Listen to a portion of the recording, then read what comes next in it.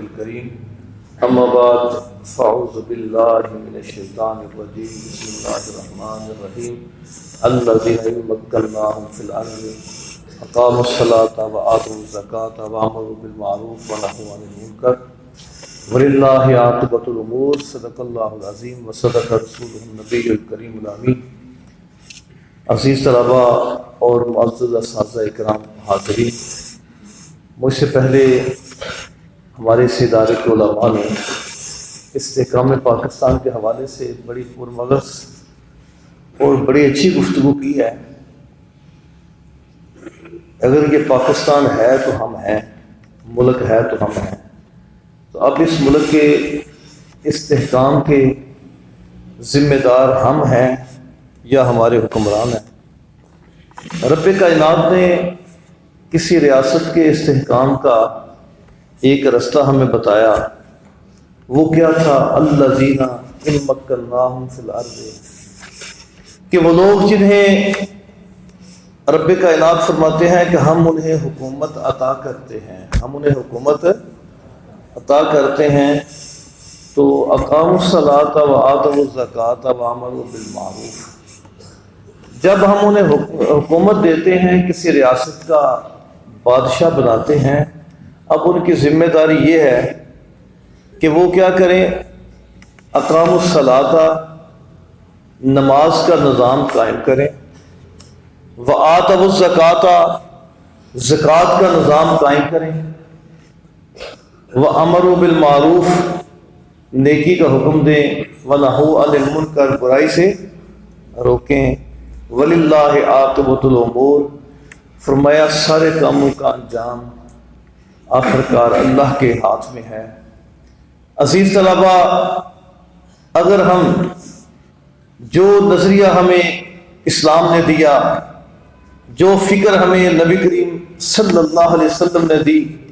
جو فکر ہمیں خلفائے راشدین نے ہمیں عطا کی، اور اس کے بعد شاعر مشرق علامہ اقبال نے بھی ہمیں ایک فکر دی، وہ کیا تھی کہ مسلمانوں کے اندر انہوں نے جذبہ حب الوطنی بھی پیدا کیا، جذبہ آزادی بھی پیدا کیا، اور یہ بتا دیا کہ غلامی کے نقصانات کیا ہیں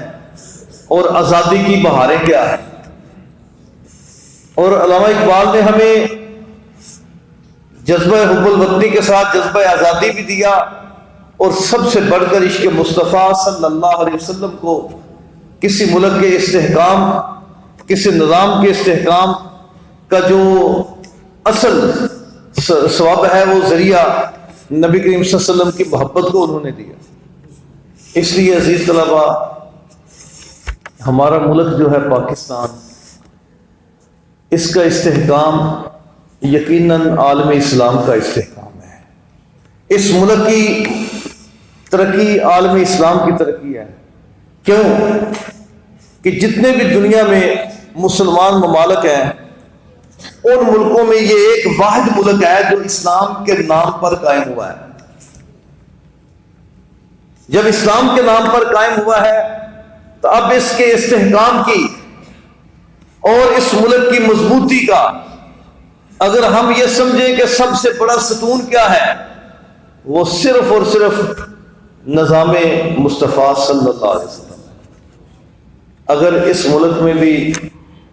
نظام مصطفیٰ صلی اللہ علیہ وسلم جس کے لیے ہم نے یہ ملک حاصل کیا تھا، آج بھی وہ نظام قائم ہو جائے جو میں نے آیت پڑھی ہے اس کے حوالے سے، تو یقیناً اس ملک میں پھر ہمارے لیے آزادی کی بہاریں بھی ہوں گی، اس ملک میں ہمارے لیے استحکام بھی ہوگا، ہماری جان مال عزت ہر چیز کا تحفظ ہوگا۔ لیکن اس کے لیے شرط کیا ہے کہ ہم اپنے آپ کو بھی اسلامی نظام کے ڈھانچے میں ڈھالیں، اور کوشش کریں کہ ایسے حکمران ہمارے اوپر مسلط ہوں، ووٹ ان لوگوں کو دیں جو اس ملک میں نظام مصطفیٰ صلی اللہ علیہ وسلم کو نافذ کر سکتے ہیں۔ تو اس لیے ہمیں ہر جگہ یہی خیال رکھنا پڑے گا کہ یہ ملک جس مقصد کے لیے حاصل کیا تھا، ہمیں ان لوگوں کا ساتھ دینا ہے، اور انشاءاللہ تعالی اگر ہم اس ملک میں اسلام کی بہاریں لے آئے تو یہ ملک جب بنا تھا تو اس لیے بنا تھا کہ قیامت تک قائم رہے گا۔ اگر یہاں اسلام کی بہاریں ہوں تو پھر اس ملک کو کوئی بھی نظر بد سے دیکھ نہیں سکتا، اس ملک کو کوئی توڑ نہیں سکتا۔ دعا کریں کہ اللہ تعالی ہمیں